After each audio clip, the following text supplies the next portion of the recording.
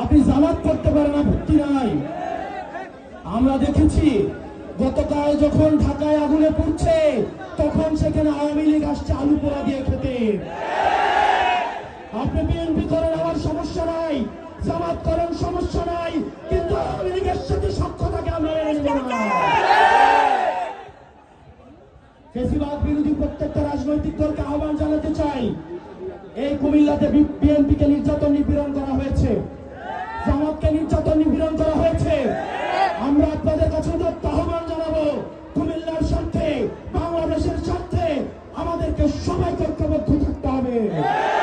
আমাদের পরবর্তী বাংলাদেশ বিনির্মাণের জন্য, ভবিষ্যৎ বাংলাদেশ গড়ার জন্য অবশ্যই আমাদের ঐক্যবদ্ধ থাকতে হবে।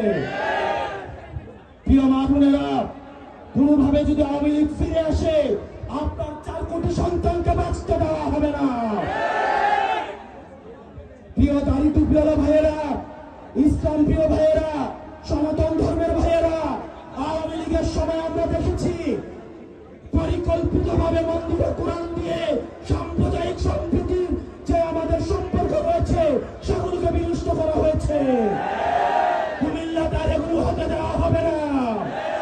কুমিল্লার প্রত্যেকটি ফেসিবাদ বিরোধী রাজনৈতিক দল ঐক্যবদ্ধভাবে ভারতের মোকাবেলা করবে, শত্রুদের মোকাবেলা করবে। প্রিয় কুমিল্লাবাসী, আপনাদের ঐক্যবদ্ধ থাকতে হবে। আমরা আবার আসবো। আপনারা জানেন আমাদের আহ্বায়ক সদস্য সচিব এই ন্যাশনাল ক্রাইসিসে ওনারা ঢাকা গিয়েছেন। ডক্টর তাসনিম জারাকে আমরা স্মরণ করছি। এই ন্যাশনাল ক্রাইসিসে ওনারা ঢাকা রয়েছেন। আমরা কুমিল্লা অবশ্যই আসবো। আমাদের আসার পূর্বে আপনাদের কাছে অনুরোধ করব, আপনারা কুমিল্লাকে সাংগঠনিকভাবে শক্তিশালী করুন।